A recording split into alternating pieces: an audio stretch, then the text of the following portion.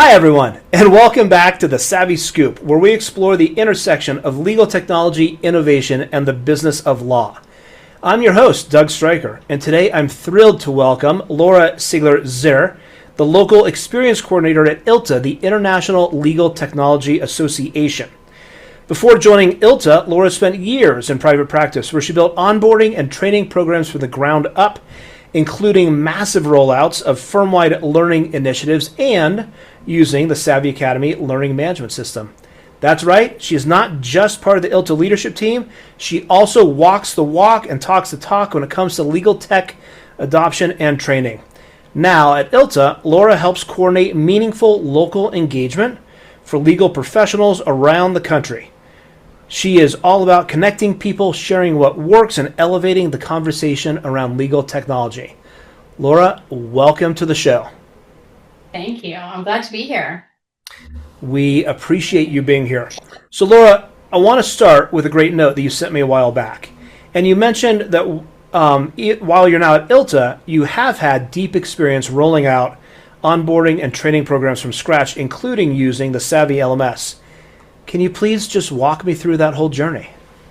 Yeah, for sure. So I was part of a brand new team prior to joining ILTA. And this team that was being developed, but prior to that, there was no formal training. IT did some training, and then the rest really happened organically amongst peers. So when the training team came together, we were all front-end users that knew the ins and outs of what actually happened. We knew that we needed to build an extensive program, keeping all users in mind. So that was really critical to all of us, meaning those starting day one with little to no firm experience to those sitting in their chairs for 20 years plus. We also knew that it took a few times for folks to actually learn and take the knowledge that we're trying to train to them. So that's where LMS came in super handy, because we could do that live training, but we also could record it, house it in LMS, and have go-to resources for folks, whether that was prior to our live training, post our live training, or maybe some of those self-learners that could do build your own pace kind of training. Thank you for that. So, when you think about all of that training for new hires and onboarding and existing employee lawyer training, what kind of cadence did you roll on? Was it only for new technology adoption? Was it reinforcing positive habits? Was it relearning existing technology? How did you sort of structure the annual training program? Yeah, so whether it was a new rollout, whether it was annual training, whether it was onboarding, whatever it might be, I would say the cadence was the same, or the project plan was the same. We always wanted to have some component of live training, whether that was even just a roundtable discussion. Hey, we're doing this change to this program or change to this policy or process. We're going to kind of have open office hours. Come to this roundtable discussion. Come to us with your problems. That was an option. Or maybe it was something such as a live demo. We're going to walk you through it. Most of the massive rollouts we did, we would always have training prior to the rollout, training during the rollout, and training post. Because often prior to, there are things as trainers we didn't think about. So they were raised during that, develops our training plan for us, which I kind of get into a little bit later on, or I'll talk more in detail about. And then during training, again, there might be some questions. Then it goes live, and then we really have to think post-training, what are the things that have come up that even the front-end users didn't think of, or maybe just things that happened that we need to now talk about? Right, yeah. The difference between user adoption and embedding that technology in their day-to-day life, and then maybe there's things in the actual technology that needed some fixing or tweaking so that it worked better. Right. Hard to see that until people start using it. So we talk a lot at Savvy about learner personas and creating training for an attorney or lawyer versus professional staff versus admin versus associate. when you think about training, your mindset when you take on the challenge of launching any given training program, what's your mindset when you begin? Yeah, so there's the different roles, like you just mentioned, but there's also different experience, and to that as well is if they want to adapt to change. So there's lots of different avenues, and I think while we can have a project plan in place, it's really, really important for trainers to be agile. So we can have training for lawyers, we can have training for support staff, we can have training for the C-suite, and I think all of that looks differently. For attorneys, especially, I think it's really important that you have that billable time in mind. So sell it as if you attend this 20-minute training session, we can get your 2 hour billable time to half, meaning you have more time in your day to deal with more clients. I also think that support staff, whether it's a legal assistant, whether it's paralegal, whether it's secretaries, reception, whoever they might be, they're the quarterbacks of our attorneys, of our lawyers. And so if we can give the extensive training to them so that in real time they can help their lawyers or their attorneys, that will create success, as well as having something like an LMS system where we can house go-to resources so that say the assistant's busy or maybe the assistant doesn't know, at the click of a button, they can get that training material that they need to be able to do the task that they're asked to.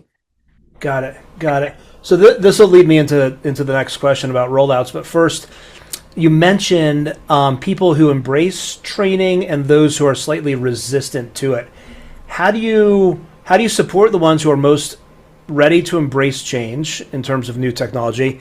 And especially, what do you do for the audience? What do you do for those lawyers or staff who are more resistant? How do you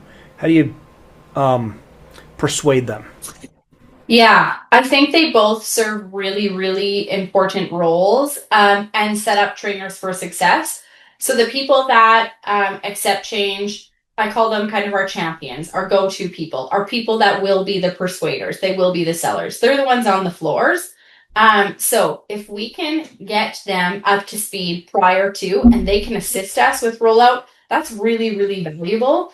And for those that resist the change or resist training or don't, think of learning as one of the top priorities, well, we need to support them better. And so we need to set ourselves up, whether that's the champions or the trainers, to be able to train those folks because they're probably going to be our hardest to train. So what does that look like? It might look different for anyone. Lots of people would want somebody there in real time. They don't want to learn prior to. They just want somebody to literally sit there and hold their hand. So lots of the time we would have a champion, so a front-end user that's been trained prior to the rollout, to sit with these people and literally say, okay, now you're going to save a document. Let me do that with you. Let me show you. Or now you need to move all your files over. Things like that. So I think it's really important to be able to adapt to each individual person and also to really utilize those two different groups, the ones that are pro change or pro training and the ones that, like you said, might be a little bit more resistant.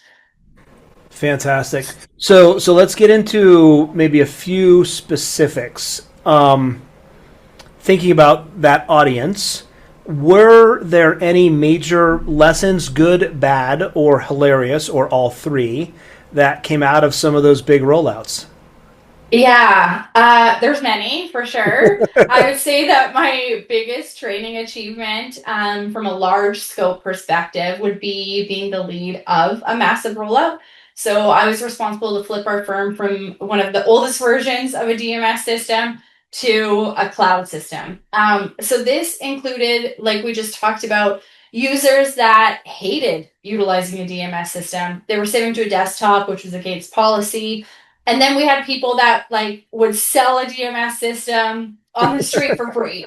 Right. So my approach going in was, well, current DMS advocates are going to be easy to train. They're, like I said, going to be the ones that are going to sell it for us. So let's integrate them into that training plan. Let's have one on each floor of each office as the go-to person for questions. Let's have them walk around prior to, during, post rollout.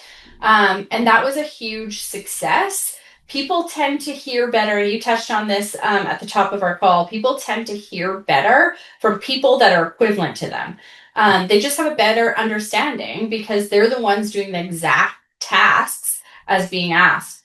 The other piece, as we need to prepare all users, we can just provide a dump of training. So I developed micro sessions, 10 to 20-minute sessions based on one specific topic, such as saving a document. And we did these live. We recorded them, we placed them in the LMS system, and then we also included a how-to guide. So for those that weren't utilizing a DMS systems, I have one of our experts go to them, like I said, prior to, day of, post in their office, making sure they're comfortable walking through things. So literally hand-holding, which was important because we needed to sell them over, right? If we can sell those people, even just one, if we can sell one of those hard nuggets, well, then they're going to be our biggest advocates and they're going to sell it for us. So just really thinking of it that way. And like I said earlier, there's so many avenues of training. And this specific project, because it was a massive rollout, I had to really be, again, agile, flexible in training, but also thinking ahead of the game, one step forward every single time. The one biggest thing that I would say was just ensuring we use those experts. Even as trainers, we don't always know, right? So leverage the expertise that you have in your office.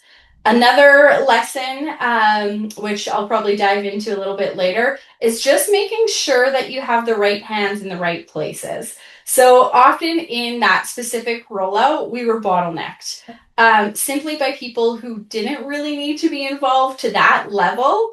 So I think looking back, prior to the start of a project, any project, whether it's a massive rollout or a single onboarding, is there needs to be some sort of agreement on who the decision makers are at what point, just to avoid that bottlenecking, because I think that was a hard experience for all people involved. What was the bottlenecking part of the training component or the DMS issue? Like what? Yeah, the bottlenecking was moving our training forward. So we would develop a plan, we would develop something, and then we need approval of it. And so then by the time we got that approval, sometimes it was too late and we already have frustrated users. So it's just a snowball effect, right? The biggest thing I think with massive rollout is you want to avoid all those little frustrations, because one little frustration, as we all know, especially since we're all back in office in person, can lead to a massive issue, even though it's not. So I think just getting ahead of that and as a trainer, being able to get ahead of that and not having that bottleneck would have been really, really useful. Totally. And I think, as part of a training vendor, on our side, creating content like what you did also is once you get through that initial rollout, within a few months, this cloud product has additions or tweaks or a different look or feel. And now we have to retrain people or train, upskill people to, okay, this button's over here and now it's over there and here's how you do these tasks. So it's a continual process of reiteration and improvement. Yeah, for sure. And like you said, the LMS system is great for that because you can take, a 5-second notification and plunk it into the LMS system, and now everyone has access to it for little involvement versus, having to create an email or having to go to every office. It's just a really efficient way to get that stuff out. Yeah. I couldn't agree more. When you talk about the rollout and avoiding the bottlenecks and teaching, the most difficult people as well as the most agreeable people, it sounds to me like you've built a firm-wide learning culture. So in order to make that learning culture sustainable, what are some of the other key ingredients that you need as you're cooking that up? Yeah, so I touch a little on this. I think any culture needs to be respected by everyone within it. So it's key to have everyone's buy-in. Again, whether it's your fellow stakeholders, such as IT, the C-suite, management, senior partners, whoever that might be, you need to ensure that they all respect and value training. And to do that, you need to sell it to their audience, like I talked about with lawyers or attorneys' billable time. That's done by ensuring that it's built for all audiences. It's not just a one size fits all. You need to be flexible. You need to be agile. And it might mean in the beginning, it's going to take more time and resources for sure. If we're creating one project training plan, but we're delivering it in 5 different ways for 5 different audiences, well, yeah, that's going to take more time and resources. But in the long run, it's going to be more efficient because you're going to have that success at the forefront and not have those frustrations. And I think it also sort of plays through, the clients of our clients are our clients. And so the clients of a law firm expect their attorneys and lawyers to not only be highly skilled in their legal minds, but also to be technologically savvy. So the work that you're doing and training them on maybe DMSs aren't as, appealing, but they're necessary and they're vital. And in the course of a day's work, everything lives in there. And the clients can see or feel frustration of the attorney if they're trying to find something and can't find it. So the work you're doing on just where do I find a document? How do I send it? How do I email it? What's the audit trail? How do I send a version? Like all those things are critical. And, having highly skilled people who are technologically savvy, no pun intended, is critical, I think. Yeah. And it might seem so micro how to save a document. But truthfully, for example, when we're talking about saving a document, best naming practices, that's critical because then you have a client on the phone that wants to know something. And because we've named our documents appropriately and we have good practices, good processes in place, that you can answer that person instantly. And that client feels that they have spent money well because you have an answer for them immediately. Yeah. They expect it.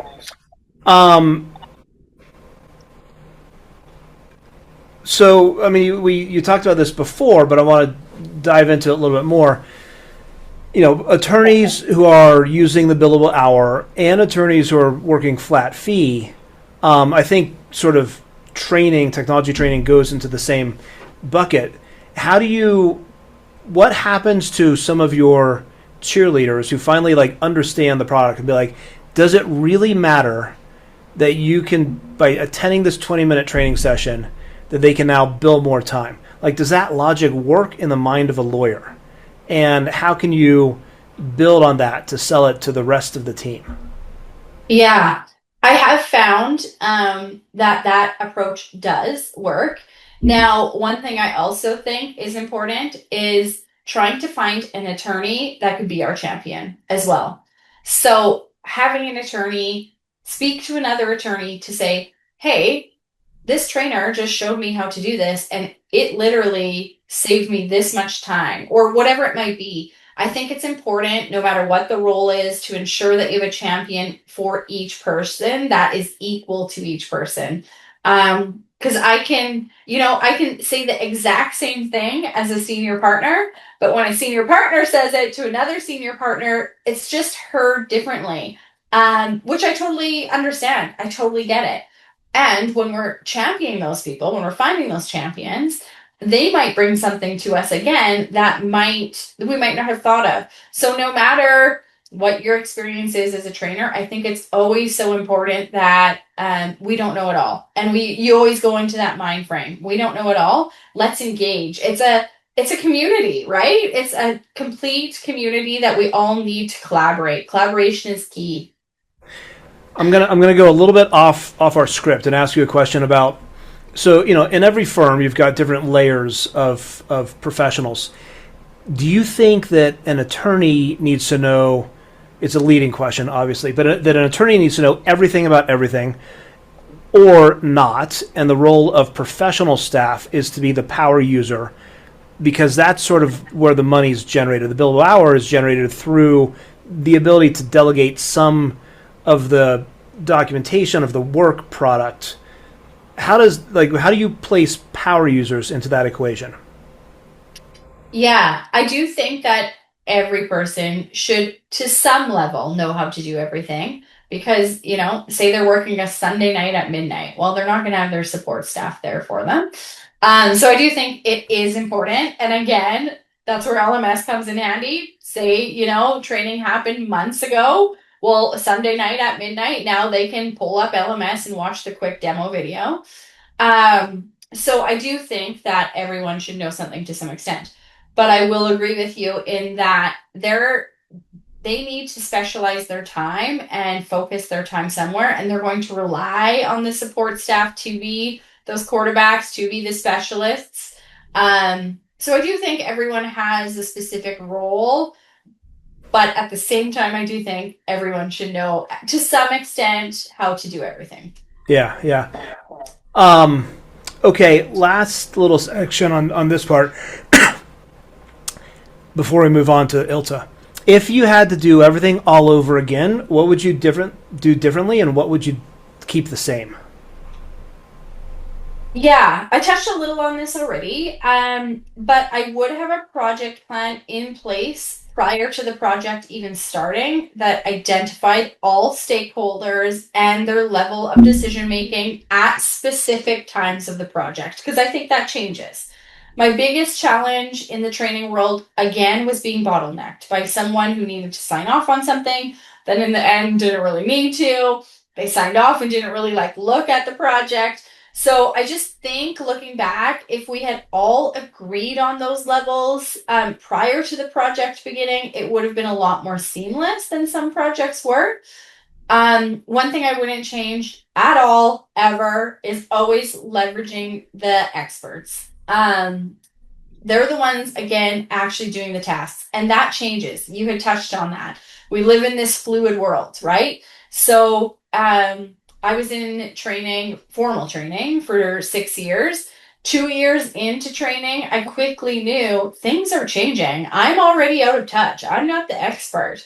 Am I the expert on how to deliver training? 100%. Am I the expert on what I'm training? No. So I need to leverage those front-end users that are behind the desks, and just really lean on those doing the work. They're the ones that know the best. So yeah, I think those are probably my two biggest takeaways. And I would say, even in my role at ILTA, I mean, I'm brand new, so I don't know it all, but I still kind of have that mind frame of we can all learn from each other, whether we're the expert in the area.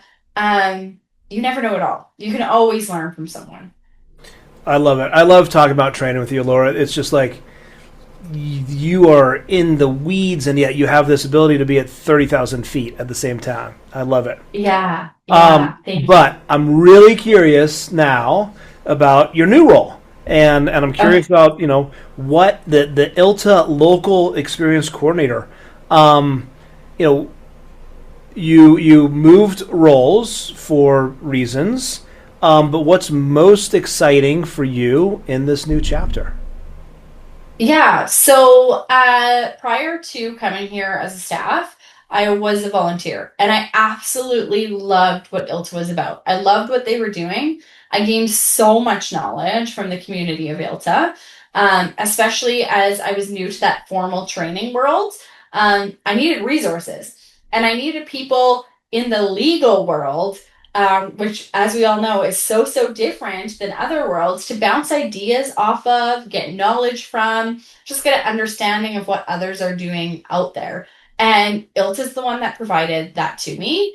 I live in a small community, so I didn't have that where I'm from. So I was so thankful for that. They gave me that network of specialists that have extreme knowledge in the area. The most exciting part of this new chapter in my life is the connection of people. So I had that, again, in a smaller scope when I worked in private practice, but now I have connections all over the world. And better yet, I get to make those connections for people. So it's been truly incredible. I've only been here for a couple months, but I am loving absolutely every single second of it. And I'm so thankful to be where I am today. And we're thankful that you are where you are as well. And I can totally agree, having this peer network, I wasn't always on the vendor side. I was on the other side as a former COO, and having that peer-to-peer network that ILTA provides and supports can't be replaced by anything else. And it's having that truly that global network where if you have a question or a need, there's people around the world who can and are willing to help you. Yeah. And that's just part of the many values I think ILTA brings. But I'll talk about your job. So, what does a local experience coordinator actually do? Good question. Because when I applied, I didn't even really fully understand what it would be. So we are in charge of local experiences. They can be anywhere from a roadshow, so a business partner or a vendor roadshow, a social, product briefings, master classes, all those types of things. We also assist with member liaisons, so folks that currently work in law firms as members of ILTA that assist us with putting on events in the local community. I love it. And I'm based here in Denver, Colorado, and I think we are still maybe looking for a member liaison. I know we've got a staff, a vendor liaison who's ready, but we're still looking for a member one for any of our listeners if you're in Denver and a member of ILTA. Yes. So we did, and as part of that, we did a local meetup here in Denver. But in your view, for all the listeners, we have the big conference ILTACon coming up next week. But these local events sprinkled, around the world and around the calendar. How do you foster members and their interactions with each other and help create those personal relationships? Yeah, so we like ILTA will publish the events. We have an events calendar. So on our events calendar, it lists all events happening, whether it's local or not. And we just make sure that the business partners are supported in having that. And then also for our member liaisons, if you want to host an event, you can come to us with a proposal. We can help you find if it's something that needs to be sponsored. We can try and help you find sponsors and things like that. So we're really here just to make sure that those things are happening and help you with it. I love it. I think so far you've done a really amazing pitch on both on all training, a learning management system, and ILTA locally and the big conferences as well. I think you're hired. As you think about your roles, current and past, what advice would you have for a law firm who is just starting their training program? Between peer-to-peer networks, between legal technology, what are some of the fundamentals and personalities and job roles that a firm looking to have a really amazing training program would have? So I would encourage you again to really take a look at who makes the most sense to deliver specific pieces of content. So that relates back to when I was saying a lawyer hears best from another lawyer. So really be strategic about that. And then again, who makes the most sense to sign off on things. So also something I spoke a little bit about was that feedback and agility. So while we can have that formal onboarding in place, the minute you meet the person and you see their personality, you may need to shift. Or maybe 3 days in, you're seeing that they're overwhelmed and you need to shift. So just really being in tune with your new hire or whoever that might be. And having that open and vulnerable conversation. So anytime I would have a new hire, I would let them know I'm your next best friend. So you should be the most vulnerable with me because I'm going to be responsible to set you up for success. So if you don't understand something, that's okay, but you need to tell me. If you're feeling overwhelmed, that's okay, but you need to tell me so that we can shift. Anything we did was never, ever, ever set in stone. We always adjusted based on the learner in real time, and that's crucial. That's really, really important. And following that would be feedback. So again, after some time, 2 or 3 weeks, I'd always send through LMS a survey to say, how was your experience? What can we change? What did we do really good? What didn't we do? One question I absolutely loved on our survey was, if one of your friends started here, what would you tell them? Because that's something that we as trainers can really adjust our approach on. And as a trainer, you can't have sensitive feelings over what you built, because again, it's going to change over time. And that's okay. And that's what a successful trainer does, is changes things. I mean, words of wisdom for sure. Yeah. Okay, Laura, we're going to do a short lightning round. Are you ready?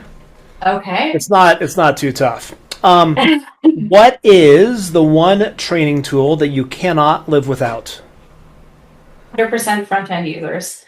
Following that would be a go-to platform such as LMS that's suitable for all stakeholders.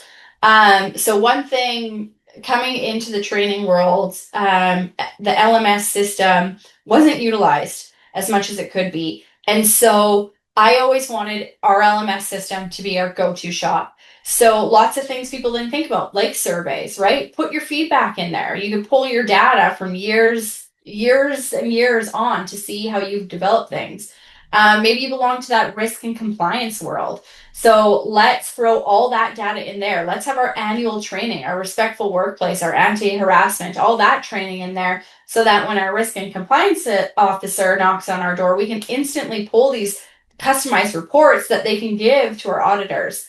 So there's the two. I know you only asked for one, but I gave you two. I mean, I'll take all of them. Actually, good. We will soon know, unless you have an idea of what your favorite ILTA snack or tradition will be. Any guesses as to what it's going to be besides hanging out with people we haven't met yet? I don't know. I feel like it might be like a morning meeting where we're all excited and pep each other up. That might be a tradition, but yeah, this will be my first ILTACon. So I was not approved in my previous world. The budget was never there for me to attend. So I'm really, really excited. And with that, I would say that's even why it's more important to attend our local meetings, because there is a ton of people that unfortunately don't get to go to ILTACon. So we have all these post events or post webinars and things like that happening, where those people that didn't get that approval can gain some of that knowledge and things that happen at our conferences. Absolutely. When you think about all of your guides and mentors, who has inspired you the most? It's hard to say one person. I think that everyone that walks in my life serves benefit and is inspiring to me. And that could be even somebody that I might not consider my best friend. They're all here to inspire you and teach you in some way. So honestly, being a part of this large community, there are so many that inspire me for so many different reasons. And I think that really is the beauty of belonging to something like ILTA, is to get you inspired from people from all over the world in all different roles. Well, I'm looking forward to this conference, and I'm also looking forward to the post-conference local events, as you suggest. To close, what is your one word that will describe your outlook on the future of legal technology and learning? I would say metamorphic. So goes in line with fluid, always changing. Yeah. Legal tech and legal learning are a metamorphic world for sure. We will learn more about that next week, right? Yes. Laura, this has been an awesome and full circle conversation, from your hands-on work of launching firm-wide training to now helping others grow and connect through ILTA. I thank you. We all thank you for sharing your journey and your energy and your enthusiasm and your passion for this community. Thank you so much.